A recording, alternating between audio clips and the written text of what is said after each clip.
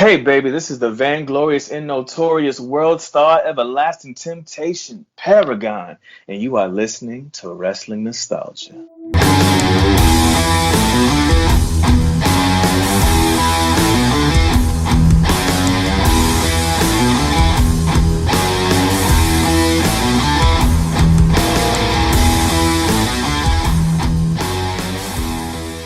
Greetings and welcome. I am Dave Dynasty, and this is the newly relaunched Wrestling Nostalgia with Dave Dynasty. Wrestling Nostalgia.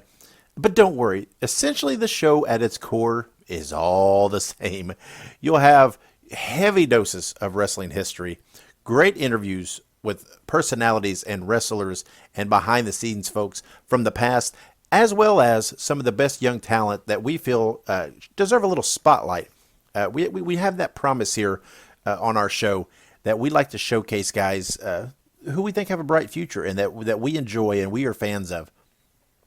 So that's all the same. But you know, it's what this is just a chance for us to take a deep breath and kind of come out fresh. We're going to get back on track with weekly episodes. We're going to get back on track with some of our special episodes. We got, with life and the pandemic and work and personal stuff, everything got so hectic. We got really off schedule. And it got to a point where it was daunting to try to say, okay, well, how are we getting out of this hole and getting back on track? And it just felt right that it was time to let's just do a kind of a hard reset of the system.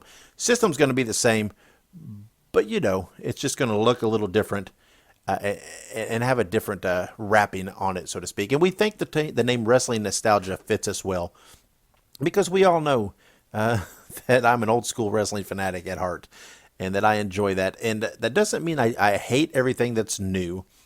It means that I just choose to watch and enjoy what's new that reminds me of the old.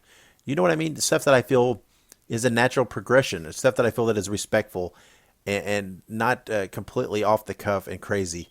So and the stuff that I don't like, I just don't watch. I just ignore and I don't give it my time. But that's what it's all about. This is now Wrestling Nostalgia, formerly known as the Dave Dynasty Show, and we are glad you're here. And we hope that you will help spread the word. We hope that you will share our posts, that you will share our social medias, that you will tag us in things, that you will use the hashtag #WrestleNostalgia when you talk about these topics to bring us into the discussion, so that we can talk about what we love. So if you got a friend that likes wrestling, if you especially old school wrestling or classic wrestling, or maybe is a little disenchanted, tell them about our show. Tell them, hey, give it a try. I mean, we've got 170 something episodes in the can before this relaunch, and lots more to come. We've been doing this for a long time, many years now, and just tell them, hey, you're going to enjoy this show. Give it a chance. Give it a listen. Go out there and, we know it'd be a big task to try to catch up at this point, but scroll through the past, scroll through the archives and pick out the guests and topics that you sound interesting to you, that you would like, and give them a listen. But tell a friend, tell your family, tell your enemies, tell whoever you want, hey, give Wrestling Nostalgia a chance.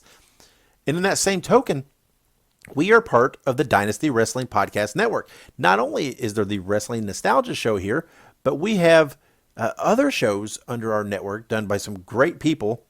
And funnily, I don't even know what that is. See, that's another thing you get with Wrestling Nostalgia. You just get made up words to put in your vocabulary. Fun.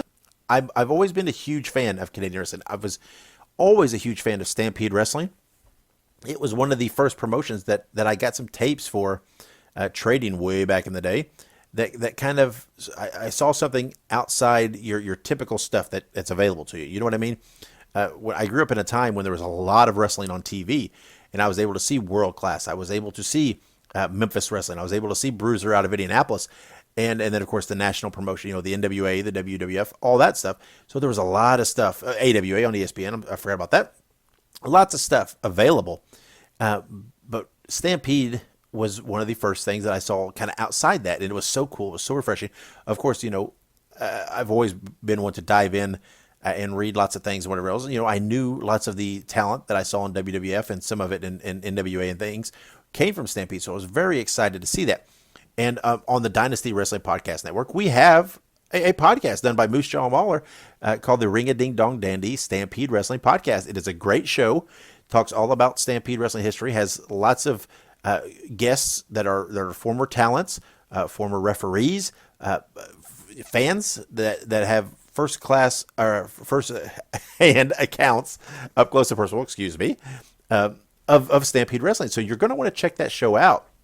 We also have the Ontario Wildmen show, our newest show. They just released just the Wes and Jess, so check that out. Of course, we always have Dr. Jerry Graham Jr. looming in the wings. He's a busy man. I'm a busy man, but there's always that opportunity for us to get together and do new episodes of Graham's Gallery. And we're always looking to branch out and do other shows. I behind the scenes, kind of willing and dealing, working. I'm hoping to get at some point launch, hopefully by the end of the year, an ECW history podcast. I do enjoy ECW because it came at a time where it was raw. It felt different. It felt edgy, and I was just loved it. And I'm talking to certain people to try to help out with that. Guys that were there, guys that experienced it, guys that know about the product. And so that's something that I'm hoping to add to the network before the end of the year. So when you look up Wrestling Nostalgia, you subscribe to it, you get the whole network. Not only do you get this show, but you get all those other shows. And we're easy to find. You can go out there anywhere. Any podcast platform that you listen to, we're there. Trust me. Just look us up. We're on Spotify. We're on iHeart. We're on Apple Podcasts. We're on Spotify. We're on Stitcher. We're on Amazon Music. We're TuneIn. We're on everything, right? Just go out there, look us up, and find us. If you're kind of, a lot of people are old school. They don't like to get a different app, and they just like to listen to things through YouTube. Hey, we're on there too. Go look me up, Nostalgic Dave Dynasty on YouTube. There's a playlist there that has the Wrestling Dandy. You can listen to the Graham's Gallery. And then not only that, but you can see lots of classic wrestling from my collection and lots of kind of cool stuff that are kind of YouTube exclusive from my collection. So go check me out on YouTube. Look up Nostalgic Dave Dynasty. Give me a subscribe. You're going to enjoy my channel. I guarantee it. And while you're out there, go on all social medias and look me up. I'm probably the best way to find me is on Twitter. I like Twitter. I'm very active on Twitter. Just look up at the Dave Dynasty. You'll see me. And that's me, right? Give me a follow.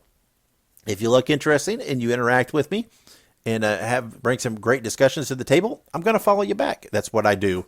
You can also look me up on Facebook, Dave Dynasty. I have a page there, as well as the Dynasty Wrestling Podcast Network has a page. The Wrestling Nostalgia with Dave Dynasty podcast has a page. We also have a Facebook group called, Wrestling Nostalgia with Dave Dynasty, Real Wrestling Talk, where it's kind of open for discussions and postings on people, and it's a very cool group. So look that up. I'm on Instagram. Just look up Dave Dynasty. It's _Dave Dynasty because somebody already has the Dave Dynasty and they've been inactive for several years. And I would very much like to have that handle, but alas, it's not to be right at the moment. So go out there and find me on all the social medias. Find the network on all the social medias. Find the podcast on all the social medias. And don't just sit there. Don't lurk. Be interactive, right? Discuss with me. Respond to my postings. And hey, when one of my postings spurns a story, or something you have, share it. Let's talk, man. I love that. I love discussions about wrestling. And speaking of loving discussions about wrestling, you're going to see old Dave Dynasty appearing on several other podcasts in the near future. I've talked to some friends of mine, some different people I know, some podcasts I know. I'm going to get out there and do some appearances, right, and talk with people. I enjoy the discussions. Time's always been a restraint. It kind of still is, but I'm going to work it out. I'm going to work it in the schedule, and you're going to see Dave Dynasty appearing on some other podcasts. So listen to this show in the future for all that information. When I have an appearance coming up on another show, you'll know about it. Follow me on the social media. I'll be sharing links. You'll know all about it all.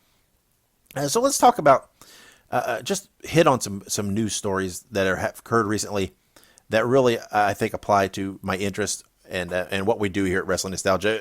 First of all, let's talk about Daphne.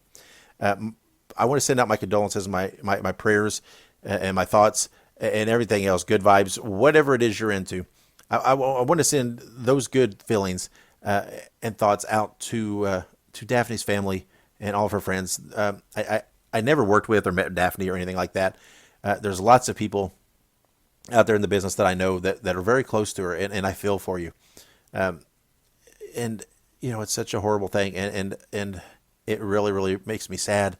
And I want to use this as an opportunity. If there's everybody has troubles in life, and some of us have more than others, and some of us have conditions that add to that, or add to the fact that maybe you can't handle these situations, and that's okay. If you need help and you need someone to talk to, please make sure you reach out to someone. If you don't have someone, or you don't have someone close that you feel that you can reach out to, then please reach out and call the National Suicide Prevention Lifeline. That number is 1-800-273-8255. It's okay to admit you need help. It is okay to admit you need to talk to someone. It's okay to say that you have a problem or that you have something. It doesn't make you weak. Admitting is one of the greatest strengths in the world. So don't be ashamed. Don't be embarrassed. Reach out. Get help. There are always people out there who care, and people who will listen, and people who will help.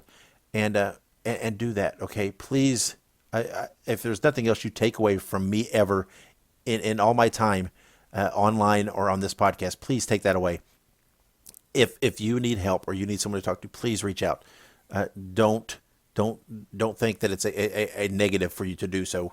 Reach out and get help. Once again, if you need it, the National Suicide Prevention Lifeline is 1-800-273-8255. Now let's move on to some other news stories. Of course, the wrestling world is still all talking about CM Punk. And man, when he came back on AEW Rampage, what was that not an unbelievable pop? It was so cool. And it was so neat. I've gotten to this point where I really had felt that it was hard to get excited about things. You know what I mean? There used to always be all these surprises, guys showing up, and even if it was just something simple with a talent showing up on a Saturday morning show, with no big hoopla, but just showing up. There was always these things where it was so exciting when someone would show up on the other show, and you think, oh, what's going to happen here?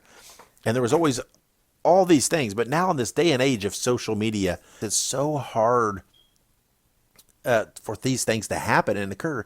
And I know this was not really a secret. I know it had been revealed that, everybody was 99% sure Punk had signed and was going to appear, and even knew the date.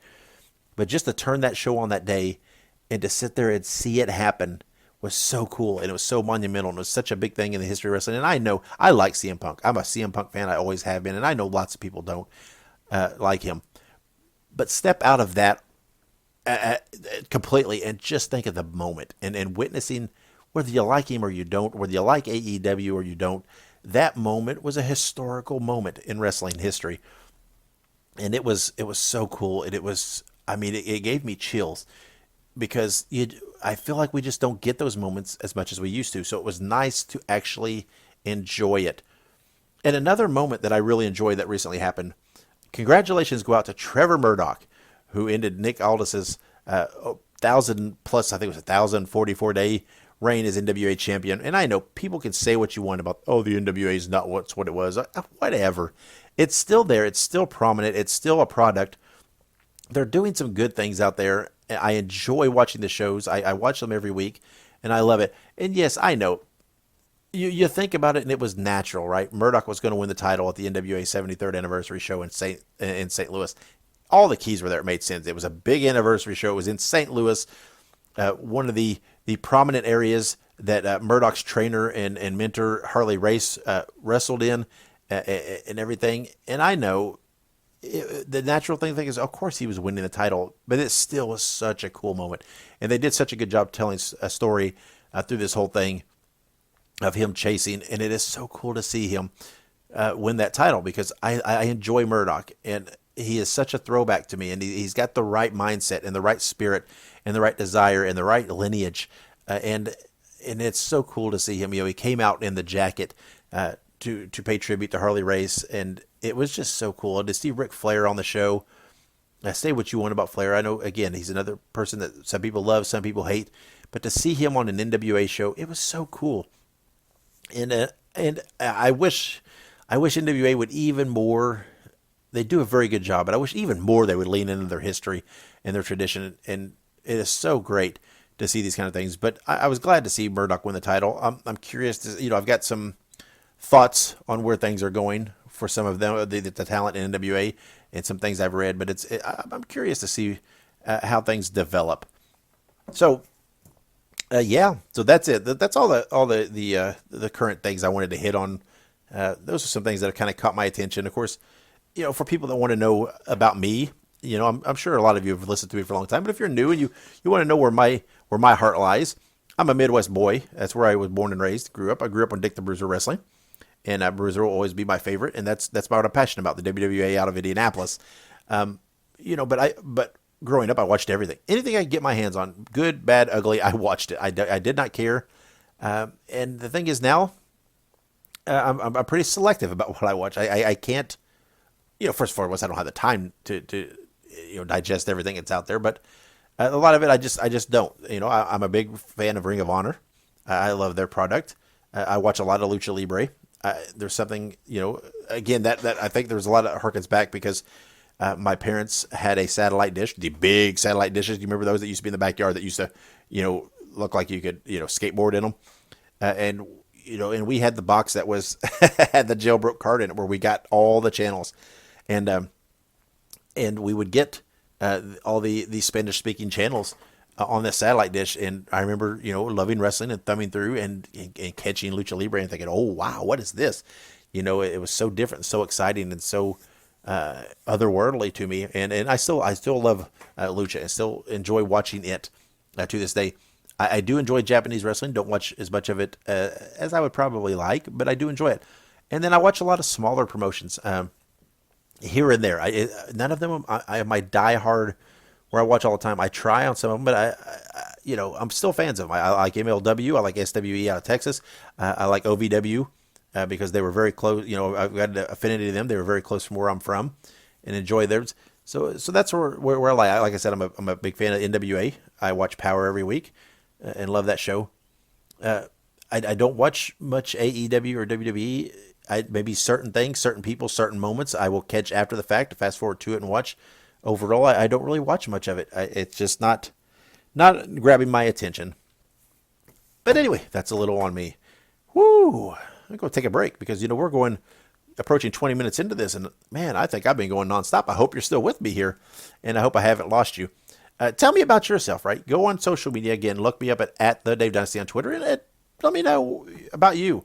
Tell me what you're into, what you're interested in. Let's discuss. Again, I like to talk wrestling, so reach out to me and let's talk.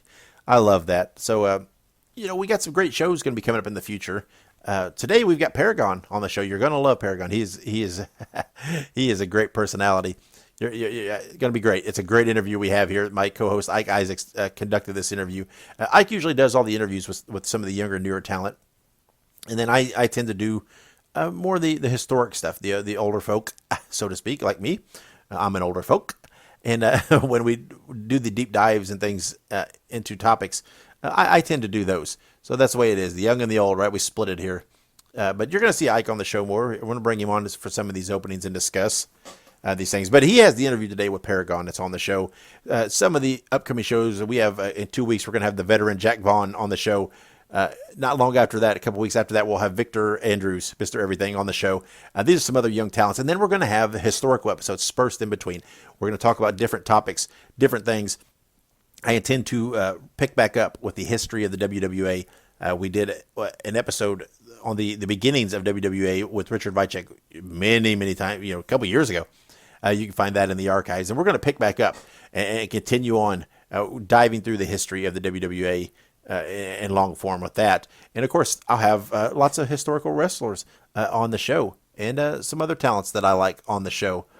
And, again, it's going to be all that same stuff you've always enjoyed about the show. It's just going to be more consistent, even more in-depth, even more entertaining. We're just taking what we had and we're going to pump it up and make it even better.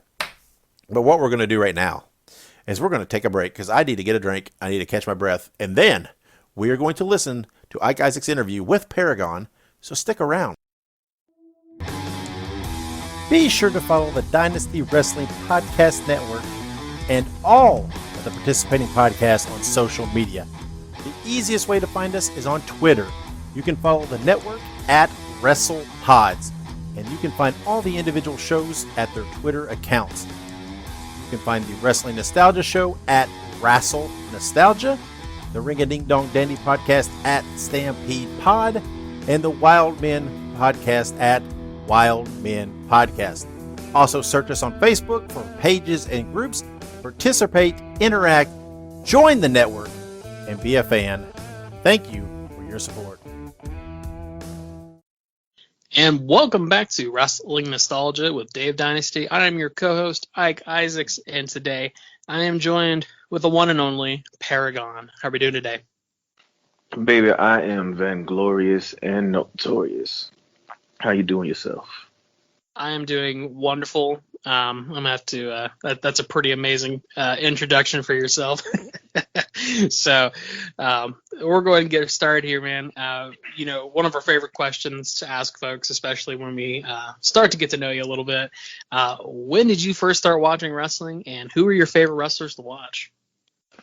Well, actually, honestly, me starting to watch wrestling is kind of how my story really began. Growing up, my dad was a fan of Rocky Johnson. My mom, she loved the Superfly Jimmy Snuka. My grandmother, back when it used to be called the Gun Arena instead of Quicken Loans Arena, my grandmother used to go to those wrestling shows where, Bobo Brazil, the Gallagher brothers, Andre the Giant, when he was first starting off, all used to come through. So wrestling was kind of always in my family. But my very first memory of wrestling and even watching wrestling is actually my very first memory. I was 2 years old, and my uncle sat me down, and he said, "Nephew, this boy right here is going to be a star, okay? He's got talent written all over. It's in his DNA, okay? He's third generation. There's something special about him. I'm telling you, he is going to be a star."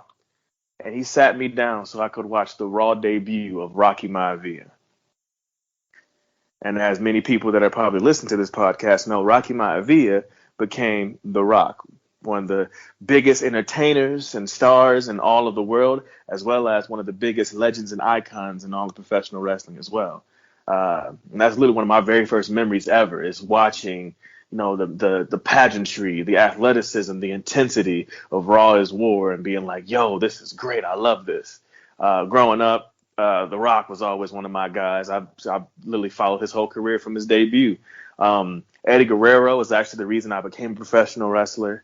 Loved Kurt Angle, loved watching old school, British style wrestling like Billy Robinson and stuff like that. So I was always big on all of wrestling. I was always a huge fan of wrestling.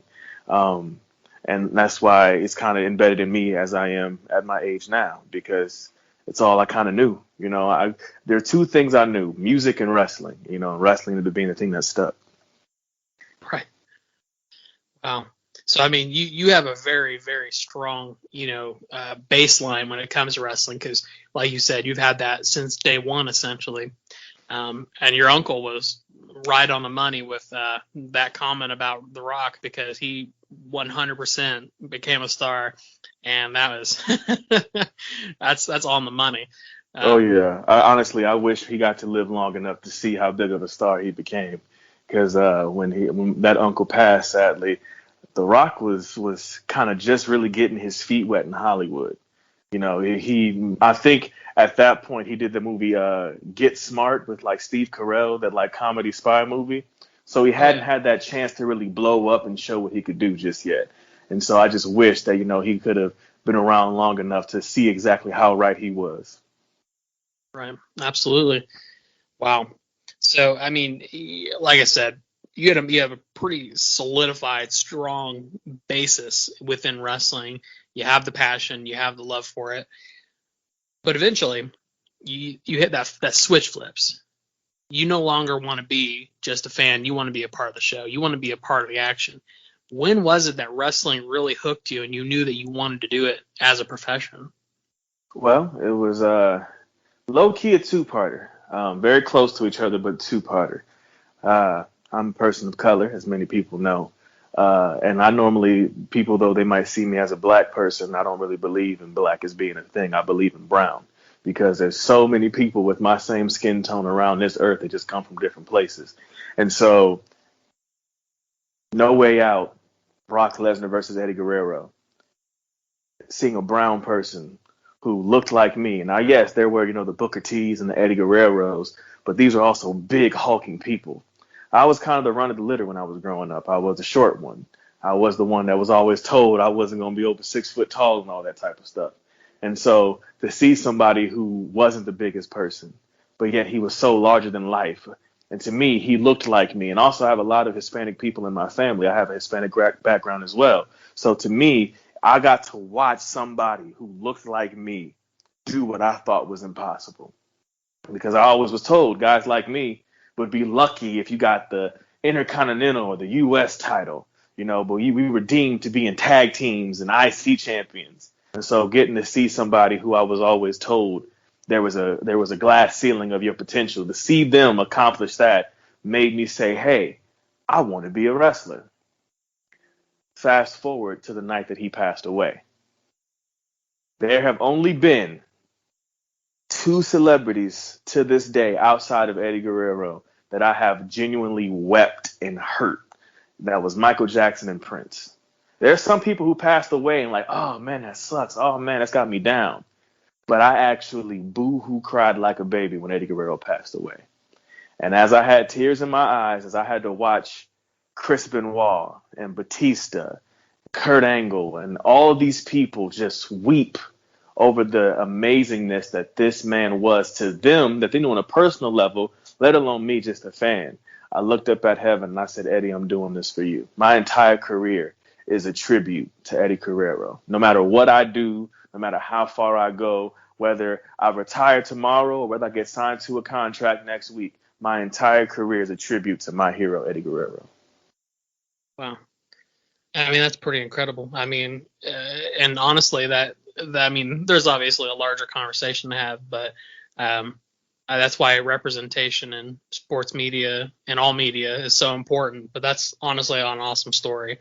Eddie Guerrero is probably one of the greatest of all time, even beyond his own time, still to this day. So I think that he would be honored to have, people who look after him as a source of inspiration and, like you said, dedicate their careers toward him. So that's absolutely incredible. Perfect story, honestly.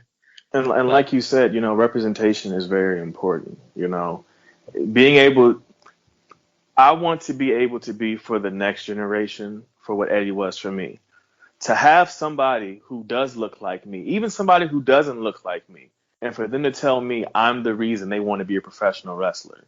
Or when I'm at these shows and I see, somebody, a little kid copying my entrance, or I see, I have this fan named Avi. When I go to Indiana shows, and I have this fan named Avi, and he is decked out in Paragon gear. I have a staff I carry to the ring. He made his own staff at home. And when I tell you, this young man knows my intro so well that at the last show that I wrestled at, I had him come into the ring. I gave him the microphone. The ring announcer wasn't allowed to announce me because my number one fan had to. That, to me, that's the stuff that I live for. And honestly, it makes me feel like I'm being able to be for other people. Maybe it might be a smaller scale to some, but it makes me feel like a giant. I can be for others what Eddie was for me. Absolutely. That's awesome. That's really incredible. Wow. So this interview's already started off like, I would say, at a peak. So I don't know how it could get better than that. Oh, man. So, wow. So, I mean, we've already established not only your inspiration, but the basis that you have within professional wrestling and just the background that you present. And we've not even talked about what you do in the ring. So I guess the next thing I want to ask you is, obviously you have the passion, you have the background, you have the inspiration, but when did you begin training and who trained you? So I started training in 2017. A lot of people may not realize this or know this, but my family was not a fan of me going into professional wrestling. Like I said, I knew 2 things. I knew music and I knew wrestling. I knew acting as well, but acting was kind of just an offset from music. And all of my family wanted me to go into the music industry. They wanted me to pursue that, but I just would not let go of wrestling. And so my mom made me a deal. If I gave her 4 years of college, she would support anything I did. And so I graduated from college in May of 2017, and I started my wrestling training at the House of Truth Wrestling School in September of 2017. And I had my very first wrestling match December of that same year. And I was blessed enough to be trained by the trainers Paul Bowser and The Truth Martini, who the school is named after, who is not only an amazing trainer with one of the best minds for wrestling in all of wrestling, but to also have the accolades he has of the talent he's discovered, the talent he's trained. You know, he was a road agent for ROH for the longest of times. He's done seminars for, WWE and other different companies. So it's just like, I got blessed to be trained by the right people. Wow. Absolutely. I've actually heard of, that training school and everything else. And so, I mean, for everything I've been told, I mean, it sounds like an incredible experience, an incredible place to be, especially as someone who's fresh to the business too. So with that being said, and you've already kind of expressed, your tenure in wrestling to this point. So tell us what, in your opinion, that is, what is the best and worst part of being a independent wrestler in today's age? Well, the worst part I would say about being an independent wrestler is honestly also the best part. It's wrestling. Right. A lot of people won't tell you this about the wrestling business, but the wrestling business loves nobody. This business is an entity of chew you up and spit you out. At the same time, it's also going to put you on a pedestal to make you feel like you mean something. This may sound dark and depressing, but honestly, it's not. It's just kind of a facet of life, if that makes sense. Like I go out there in front of that audience, right? And I can put on the best show or the best wrestling match in my life. But if I get hurt, some people might care, some people might not. Or if I go out there and I have the best match in Indiana, there might be somebody in Ohio that doesn't even know who Paragon is. Or I can have the best match in the Midwest, but there's somebody down south on the East Coast that doesn't know who Paragon is. You're always constantly trying to mean something. You're always constantly trying to one-up yourself. Your best match means nothing because did the right people see it or did the wrong people see it or so on and so forth. But at the same time, as bleak as all that stuff I'm saying is, on top of the issues it can cause on your mental health, the relationships where because it's a business, you kind of have to look out for yourself, but then maybe also look out for other people because you want to make sure that if these people make it, they could potentially help you get your foot in the door, or at least you can hold on to these friendships and not backstab people, but then backstab people because you got to get ahead. It's so contrived and so bittersweet at times, but at the same time, though, to step through that curtain and hear the boos or the roar of the crowd, to be behind a curtain, not even maybe have your matchup yet, and to have the crowd chanting your name all night, and then you finally come through the curtain and they just roar. Or to have, a little kid say, I want to be like you when I grow up. To have somebody who's in wrestling school say to you, you're part of the reason I decided that I wanted and could do this because I saw you and you inspired me. To see your friends who you respect and care about get their opportunities and their times to shine in the sun. I mean, there's so many things about this business that give you a reason to get out of bed in the morning. But then there's also so many points about this business that make you want to stay in bed. And sometimes you might pray to whomever you may pray to that they don't wake you up. This is a hard business to be in, whether it's wrestling or whether it's all of entertainment. Entertainment is hard because if you're not on top, you're constantly trying to get there. And if you are on top, you're constantly trying to fight to stay there, And it's just kind of one of those things of you have to kind of find your peace in all of this. You got to find what makes you feel happy, what makes you feel like a success, what makes you feel like you can look yourself in the mirror. Because otherwise, if you don't find those things, every single day gets harder. Every single day is a struggle. You start to get bitter and a chip on your shoulder that you may or may not deserve. Absolutely. Absolutely. And to kind of even step on to that point a little bit, honestly, that's what I've heard from a lot of people, is that wrestling is the best and worst part of wrestling. I've heard that a lot from a lot of people from a lot of different, walks of life. So, I mean, obviously I've never, obviously I'm in the business of podcasts, talking about wrestling, but I've never been in your position, so it's very easy from the outside looking in to kind of, say, oh yeah, it's not that bad. But everybody I've ever talked to has said something similar to what you said, but how you worded it is a very good way of wording it. So I'm going to use that as the gold standard. Well, I mean, because like with this business, and I said this to a friend of mine once, you have to love it and you have to hate it. If you just hate the wrestling business, you'll just be bitter, you'll just be mad, you might shoot yourself in the foot or you'll be stuck. Right. If you just love the wrestling business, either you'll get taken advantage of by it, or you'll be blind to all the things in the business that are wrong with it, and you might end up becoming part of the problem, or you might end up having a problem because you're blind to certain things. But if you can love it and hate it, you can survive it, you can conquer it. But you can't do that if all you do is love it. You can't do it if all you do is hate it. You got to be smart. There has to be a balance. I love this business. There's a lot of people in professional wrestling. This is something that bothers me. And if there's a wrestler listening to this or a fan listening to this, I don't give a damn. Sorry if I can't say damn, but I don't give a damn. One of the biggest issues in wrestling is there's people who don't love wrestling. They love their place in wrestling. They love their position in wrestling. They love what wrestling does for them, and they ignore what they either do to or could do for wrestling.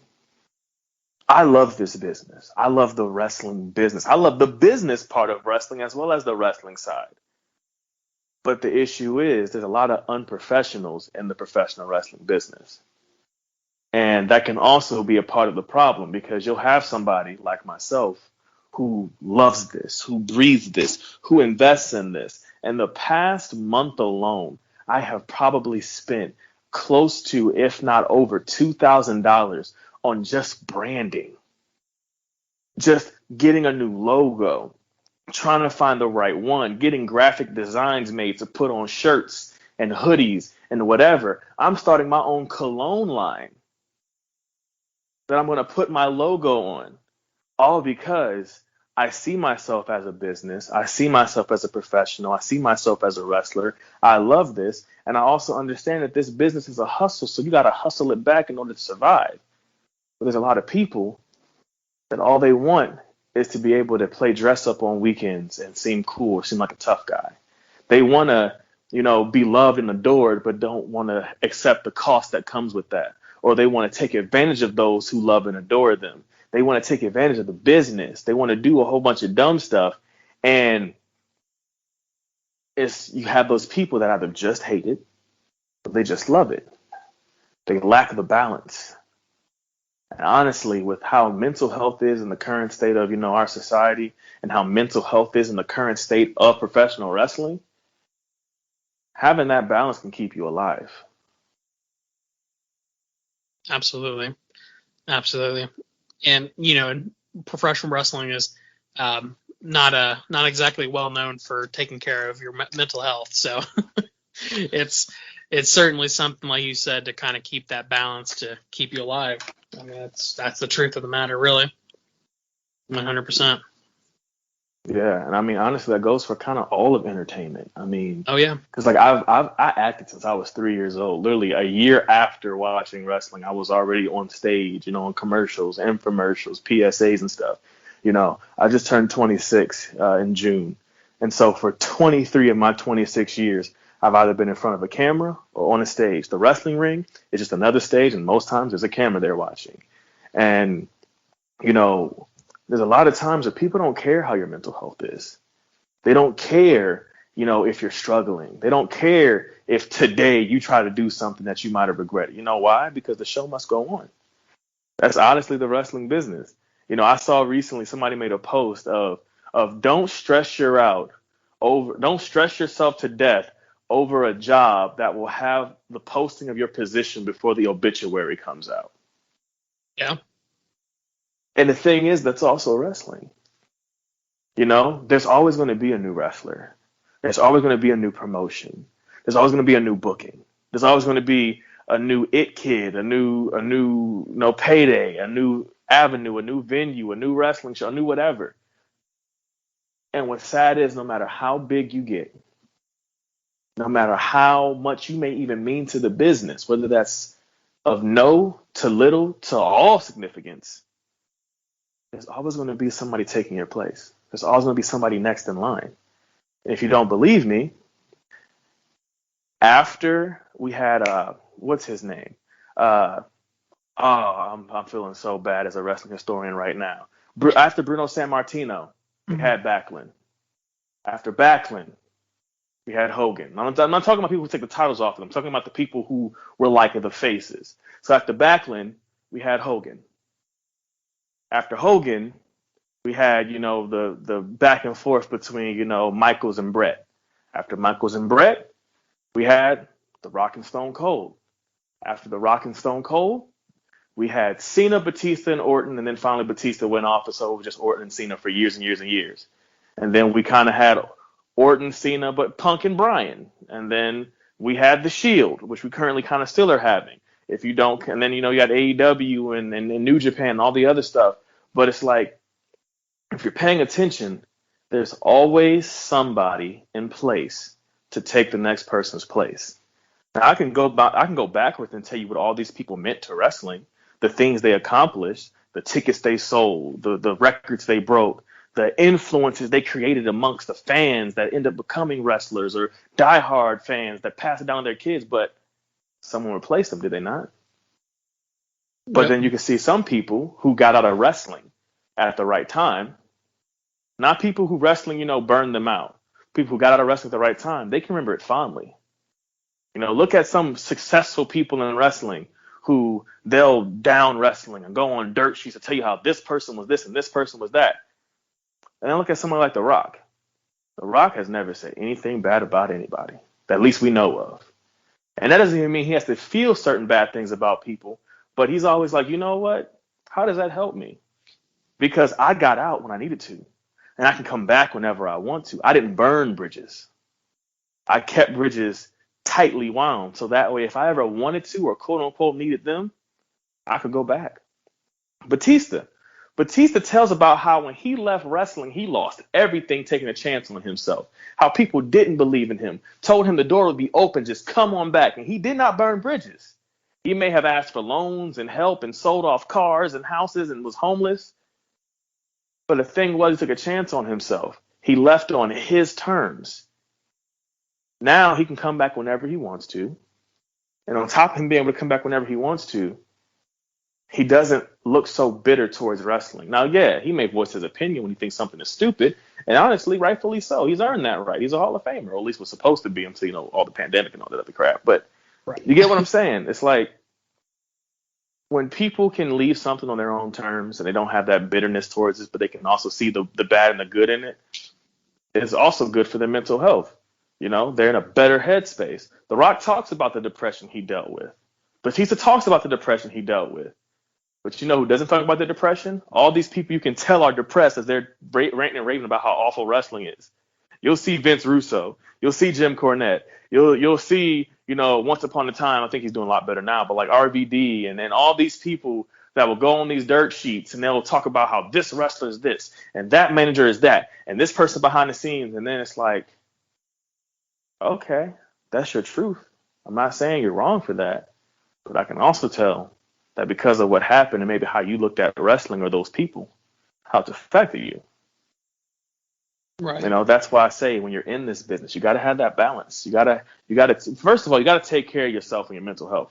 A lot of people won't talk about how you got to, work out your body to get in good shape. You got to be in good mental shape because whether it's entertainment or wrestling, how many no's you get told, how many unanswered messages that you send and get left on read, how many times you bust your butt to have the best match you have but get told it's awful, how many times you bust your butt to have the best match you have and you're told it's good but not good enough, or it's good but no one's watching, or it's good but this promoter doesn't even open your message. Right. How many times, you try to be the better version you can be, and then maybe you see your peers who you may or may not be friends with getting all the opportunities you either want to have or maybe even think you deserve. Maybe you have issues at home. A lot of people don't realize wrestling affects the home life. When I got into wrestling business, I was engaged. I'm not engaged anymore. I've had 4 or 5 relationships while being in the wrestling business. And wrestling was a part of the issue because while they wanted me to spend time with them and create this relationship and all these things, I'm chasing my dream. And wrestling puts wear and tear on that. It can cause issues for your finances because when some promotions, when you're first starting off, don't want to pay you or want to pay you breadcrumbs. And so you're spending gas money or you're spending, bus tickets or plane tickets or whatever. And it's like, well, what are you contributing to the household or this or that? You got to get your mind right. You got to be prepared for all the stuff that comes with it because otherwise this business will, like I said earlier, will chew you up and it'll spit you out. It's absolutely Sorry right. if it got too deep. No, you're good. Hey, no, that's what this is all about. Talking about wrestling, basically just telling your version of what wrestling is. And so, hey, it's perfect. But on a slightly different note, because, we'll probably circle back to this at some point. But, one other aspect of wrestling, of course, is, your in-ring performing and everything else. And, that's something we touched on a little bit. But a fun question that I like to ask folks is, if you could transport yourself to any part of the world at any time, so whether it be the 70s, the 80s, the 90s, whether it be America, Japan, Germany, when and where would you want to be and who would you want to wrestle? All right. So, and I can only pick one. Yeah, only one. Only one. All right, if I could transport myself currently, present day, to anywhere, I would probably say the Ruthless Aggression era. I would say Ruthless Aggression era WWE. If not Ruthless Aggression WWE, I would say around that same time of the Ruthless Aggression era when TNA was first starting off. Right. Both of those areas, to me, they're the same thing. They may be different companies, but they're the same time frame. And for me, both of those companies were in need of someone who was flashy, somebody who was charismatic, somebody who could be in any role you needed to put them in, and was willing to be a team player, And to also be honest, you needed a person of color. One of the things that a lot of people don't realize, a lot of people of color got turned off of wrestling when The Rock left. And one of the reasons they got turned off is because when The Rock left, a lot of them started to notice that some people of color weren't getting really treated that well. Booker T was getting so close, but then being told people like you don't get to be in the ring with people like me and hold championships like this. Like you get what I'm saying, Right? So you see guys like Booker T, they only get pushed so far. Guys like Bobby Lashley, when they kind of get their time to shine, they get the third string world championship. They get put on the third show and don't really get that. I'm talking about early Bobby, like, Bobby as ECW champion facing Umaga and stuff. You have this issue of that kind of what we said earlier, how representation matters. But a lot of people would argue, well, who was able to have the charisma, to do those things? You had Eddie, but then Eddie died, pretty early in the Ruthless Aggression era, or at least halfway through. Carlito, some people argue that he wasn't really somebody he was kind of young and, was he playing ball or was he, full of himself, whatever. And did he have the same charisma they were needing of someone who could be face and heel and whatever when he first started out? Shelton Benjamin, a lot of people argue Shelton couldn't talk. When Kofi came in, it was the end of the Ruthless Aggression, the beginning of the PG. So it's like, and then you look at that NWA TNA at the time, because it was NWA TNA, let's let you know how old it was. Only guys you really had were Monty Brown and R-Truth. And with Monty Brown and R-Truth, they were just right guys at the wrong time, or right guys at the wrong time in the wrong place, or right guys, right time, wrong place, whatever may have you. And it's a shame that like these guys didn't really get the valor they should have gotten and stuff like that. I feel like if you put someone who looks like me, who talks like me, who has my versatility based off of both my MMA background, my acting background, my music background, my life experience background, if you put what I'm able to offer to any place and those time periods, I believe I could have been a huge success.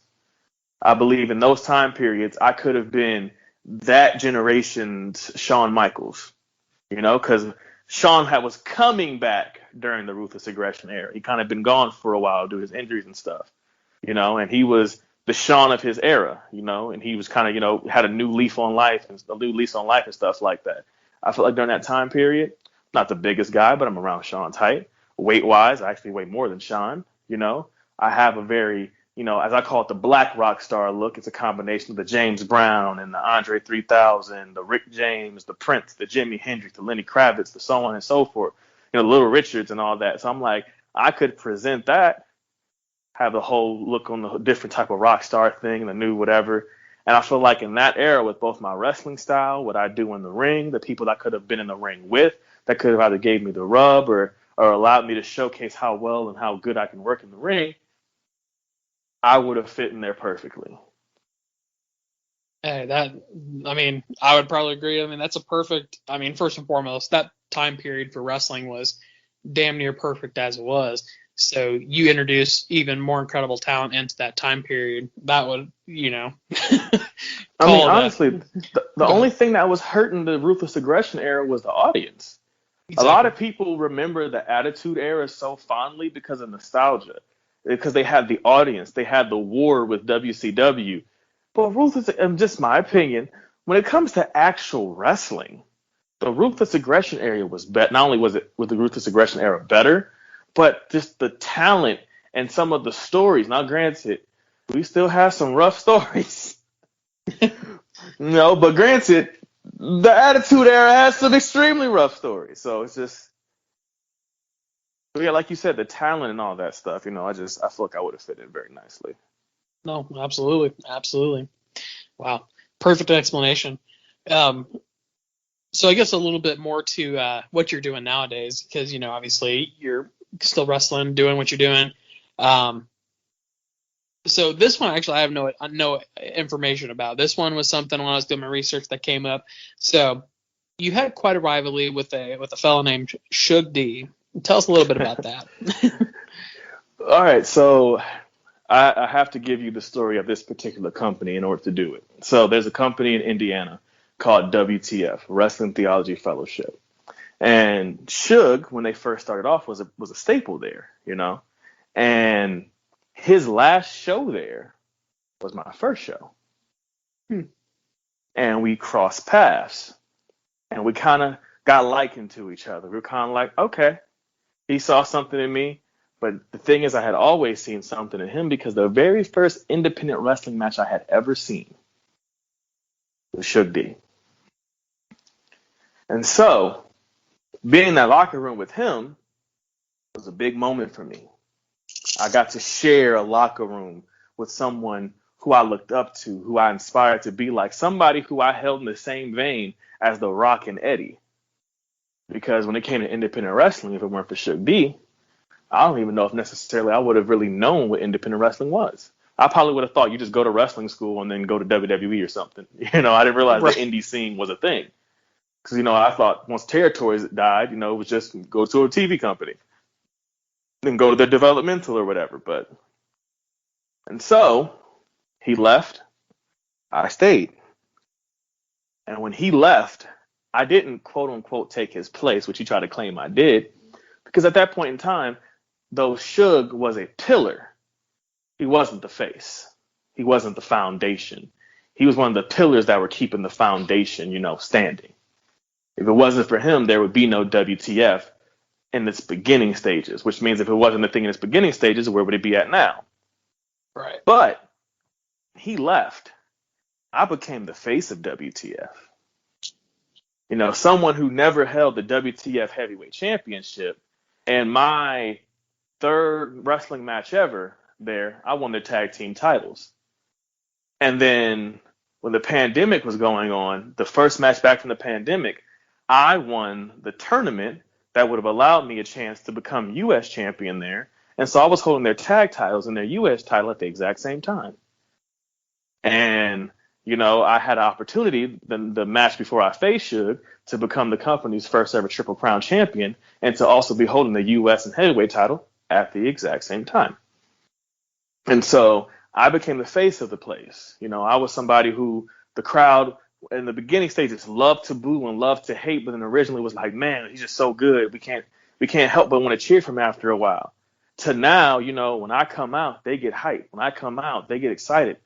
And Suge came back and kind of took umbrage to that. Took a little personal, because he said, whenever he asked about WTF and asked about Indiana wrestling in the Midwest, and he asked, who's the most electrifying, who's this, who's that, and he was looking to hear people say it's still Suge, he was hearing my name. And so when you left the keys in little brother's hands, and little brother is doing extremely well for himself, we want to make sure mom and dad still know who big brother was. He was here first. But in this case, what he said is, daddy's home now. And if I didn't leave, this undefeated streak you have and you becoming the face of the company would have never been a thing. He's like, when I left, you were a boy, and now you a full-grown man, but you're only a full-grown man because I allowed you to become one. And like Michael Jordan, I took that personal. Especially when I let him know, I said, so you want to claim daddy's home, but when you left for a pack of cigarettes and a carton of milk, Zaddy stepped up and he kept the lights on in the place. You ain't paid rent for it in a year or two. So either you can pay up some of this back rent, or you can realize that you ain't daddy no more. And pretty much our rivalry was kind of a match of big brother versus little brother. It was a match of proving, whose house it was. It was a match of proving myself, because how many times does a champion come into a match with everything to prove? How many times does somebody undefeated go into a match with everything to prove and everything to lose at the same time? And this was a hard fought victory. He definitely pushed me to my limits. He definitely, showed me how much I still needed to learn as little brother, but I also showed him there was a reason I'm undefeated. And as you heard me say, there's a reason I am still undefeated. Wow. And that match showed me a lot about myself. It showed me a lot about wrestling in general. It even showed me a lot about how far ahead I thought I was, yet I still have so much work to do. But yeah, our rivalry was a rivalry of, in an area, there can only be one alpha. When you put two people in the same room that are so electric, that are so bold, that are so, themselves, only one can stay. Only one can stand. Only one can be the best. Only one can be whatever, If you drop LeBron James and Kobe Bryant in the exact same era as Michael Jordan, only one of those three people can be the GOAT. Heck, if you even dropped Wilt Chamberlain in that area and Kareem Abdul-Jabbar, only one of those five can be the GOAT. Many people might argue who they think the GOAT is, but if you put them in one area under the same roof, only one of them can be the greatest of all time. And at that company, only one of us could be the face. Only one of us could be the top dog. Only one of us could be daddy. Right. Wow. I mean, that sounds like a pretty incredible rivalry. One of those things that will probably be one of those career defining moments to an extent. Honestly, sounds like an incredible, I would say, story arc, if you will, but also an incredible realization, because like you said, you have those matches where you're like, man, I've come so far, but I have so much farther to go, which is always a good thing, because you know what they say, when you stop learning, get out of business.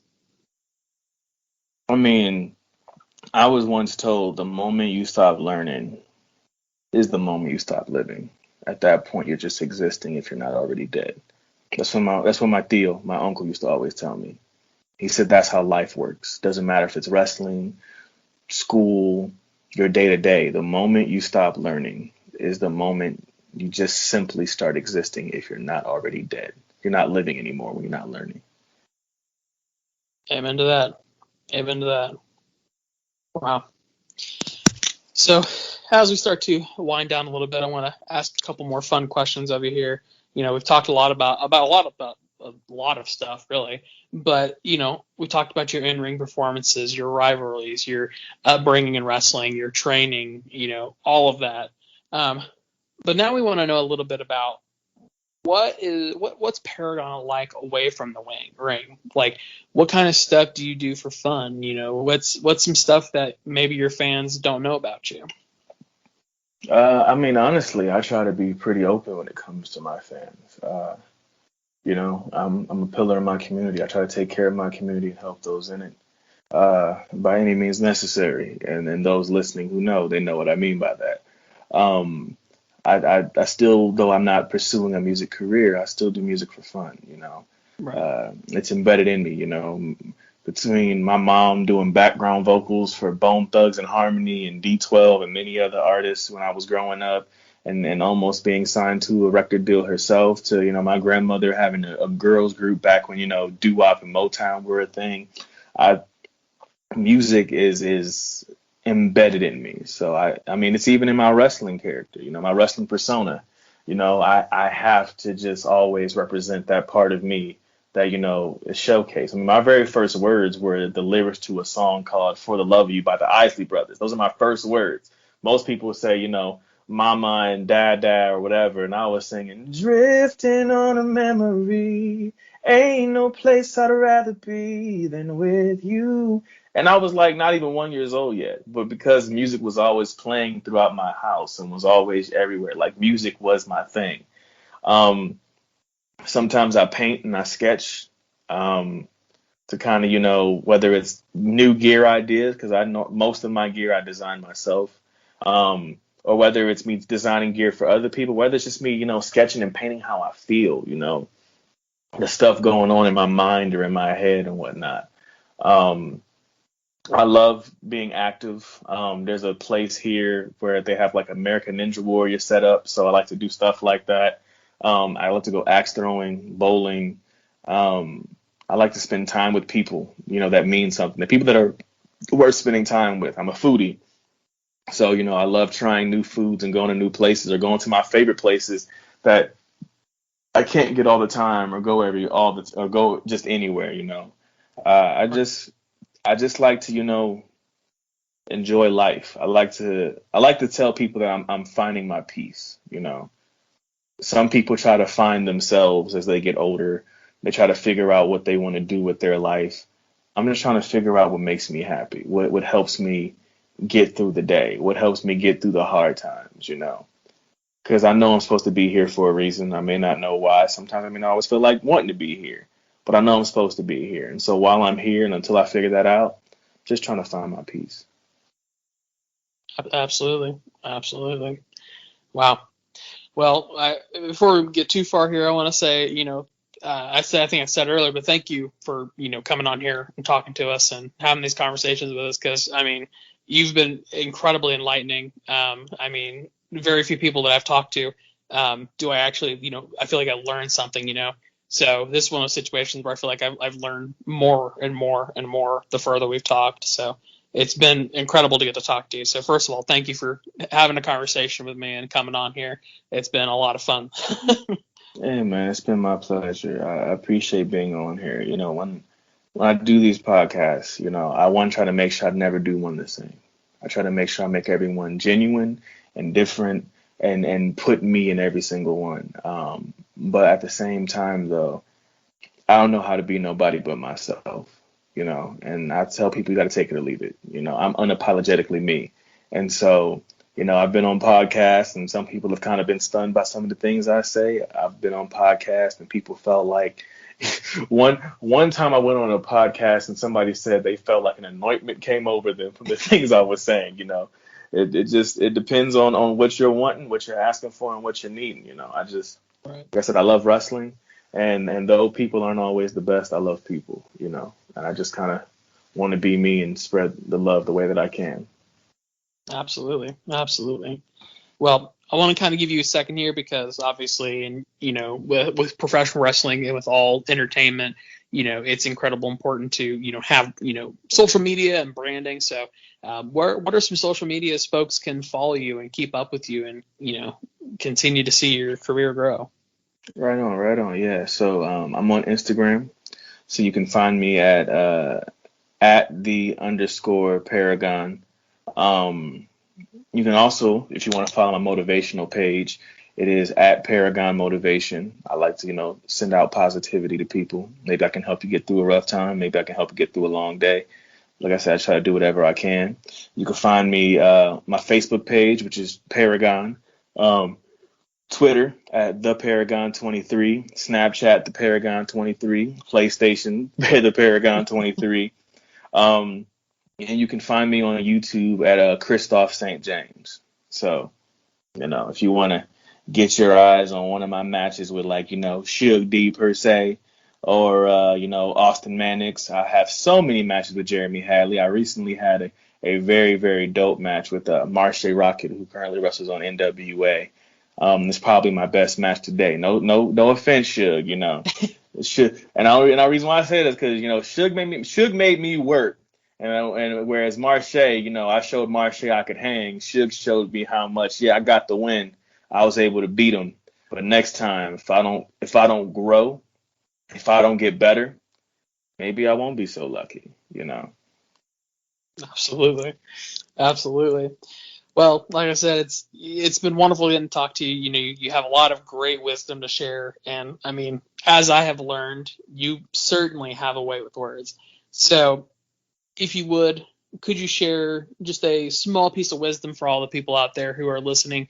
Maybe something to help them in their day-to-day, anything that you could to provide them that enlightenment. I'll share this with you. So there's a YouTuber that used to go by the name Hot Damn I Rock, and now he's just, Kane Carter. And he said something that really stuck with me, and I want to expand on what he said. Everything you hate, you are. Anything that you don't like, that bothers you, that pisses you off, that you can't stand, sometimes it's because even if it's the smallest amount, there's some of that in you, and that's something about yourself you also don't like. One of the best things in life you can do for yourself is whenever you find something that you don't like and you don't hate, one, try to look into yourself and see if it's something you have. Two, once you find it, or if you do find it, try to work on that yourself. Three, take that hate that you had towards that person or that thing and find a way to turn it into love. Four, take every single day that you can and try to better yourself. Five, that same thing you use to better yourself, use that to be a blessing to those around you. Help them better themselves. Help them do something to make themselves better, whether it's your community, your friends, the people you love, maybe somebody you also cannot stand. There's enough hate in this world. Do what you can to show love, even if it's just to yourself. Wow.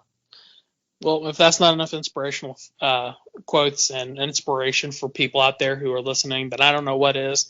But you know what to do now. Go follow Paragon. Go follow his inspiration. Go follow all of it. Check him out. You don't want to miss him.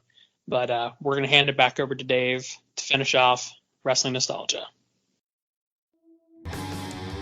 Support all of the podcasts here on the Dynasty Wrestling Podcast Network. Best way to do that is go to our Pro Wrestling Tees store. It is at ProWrestlingTees.com/The Dave Dynasty. There you will find all of the shirts that we offer. I Heart Old School Wrestling, Bruiser Buddy, the Podcast Mask shirt, and of course, the official shirts for the Ontario Wildman and the Ring a Ding Dong Dandy podcast. Visit ProWrestlingTees.com/The Dave Dynasty, order a shirt, and support the network. If you would also like to support, you can join our Patreon. It's at Patreon.com/Dave Dynasty. There you will get exclusive audio and video clips, early releases on podcasts, and much, much more. And if you would just like to make one-time contributions to support us, you can go to paypal.me/The Dave Dynasty. Thank you for supporting us. Thank you for listening. Continue to support independent wrestling podcast. All right, and welcome back to Wrestling Nostalgia with Dave Dynasty. Thank you to Ike Isaacs for the interview. And thank you to Paragon for appearing on the show today. What a great interview. Go check Paragon out. Follow him on all his social media out there. Before we go today, we got a new feature we're going to try to do on the show here that I think should be fun, right? I love, one of my favorite things about wrestling is the talking, right? The gift of gab that these guys have, and how they have the ability to either make you love them or hate them or draw you in and make you want to see something. At least the guys that are talented and can do it. But sometimes it doesn't go as planned, or the guy just doesn't have the talent to pull it off. Now, I'm not talking about just generic, boring promos that don't have anything. No. I'm talking about the bad promos that you just can't ever forget.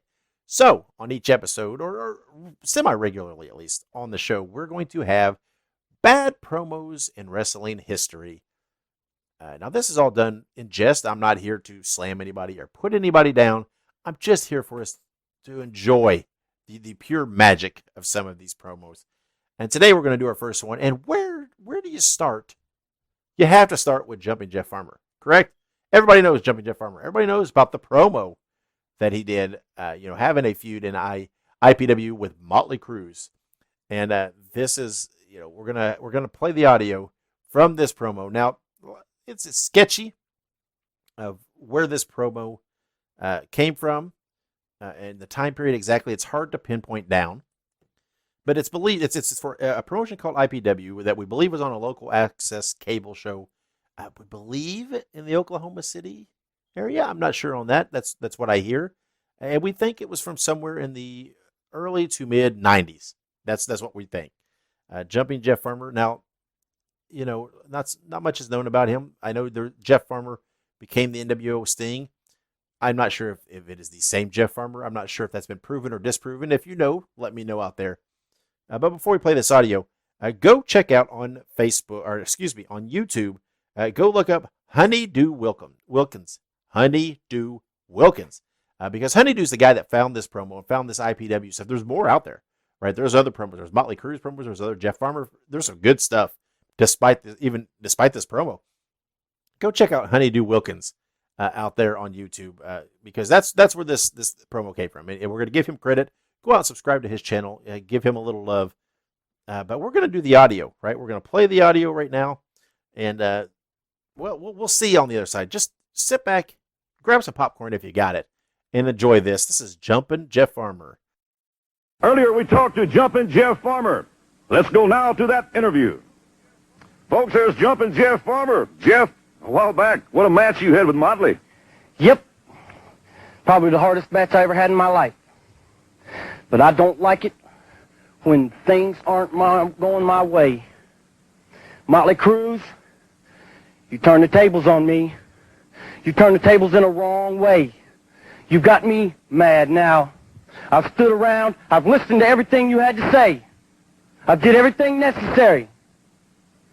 But when you turn around and you backstab me one way or another, and you cheat me out of what's rightfully mine, that's when I get angry. Now I'm the one doing the challenging. I'm issuing a challenge to you, Motley Crue. Get in the ring with me. This time, I'm going full force. Jumpin' Jeff Farmer. Now let's go to the ring. Oh, my, there you have it. Jumping Jeff Farmer in all his glory. Makes me laugh every time I hear that promo. Oh, gosh. I hope you enjoyed that. So that's what we're going to do going forward, at least semi-regularly, if not regularly here on Wrestling Nostalgia with Dave Dynasty. We're gonna play you some fun promos from the history of pro wrestling. If you've got one that you want to hear on the show or that you think should be on the show, reach out to me on social media. We gave you all those avenues earlier to get a hold of me, so do that. And if you want to drop me an email, you can always drop me an email. I'm dave@davedynasty.com. You can always get a hold of me that way. Speaking of davedynasty.com, go check out the site. It's kind of your central hub if you're trying to find us in any way, shape, or form. You go there. It's very simple. It's very easy. It has all the social media links that I've told you about. So if you don't want to remember them or look me up, just go there. Click on it. There's the links. There's links there, buttons to click to listen to us on all podcast platforms. And there's some buttons on there where you can help the show, because we do have a Patreon that we have just launched and that we hope will start to take off a little bit to help fund the show and help keep it free for you every week. So you can go to patreon.com/Dave Dynasty. And once we get going on that, we are going to start putting the shows up early for everybody that's out there. And there's going to be a lot of exclusive audio, exclusive video, different things that you're only going to find on the Patreon. It's really cheap, right? We were not trying to financially break anybody. We're just trying to get a few bucks here to help pay for some of our hosting expenses and other things to keep the show rolling. So go check us out, patreon.com/The Dave Dynasty, and support the show. You're not going to miss a couple bucks here and there, but it will mean a lot to us. If you'd like to just make a one-time contribution and maybe not do it on a monthly level like Patreon, go to paypal.me/The Dave Dynasty and throw us a couple bucks. Anything helps.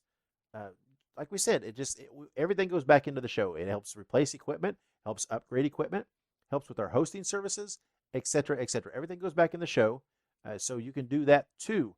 And then, of course, if you'd like to get something more, something tangible, physical for your money, then go to PROWRESTLINGTEES.com/The Dave Dynasty and buy a shirt.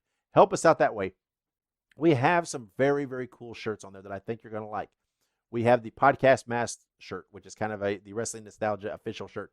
We have the official shirts for the Ontario Wildman and the Ring a Ding Dong Dandy podcast. We have a Bruiser Buddy shirt, because I know lots of you that listen to me are my fellow Bruiser Buddies out there. So go get the Bruiser Buddy shirt. And there's also, we just launched a new shirt that is the I Heart Old School Wrestling, because if you like classic old school wrestling like I do, then let the world know and go buy that shirt. Very, very cool.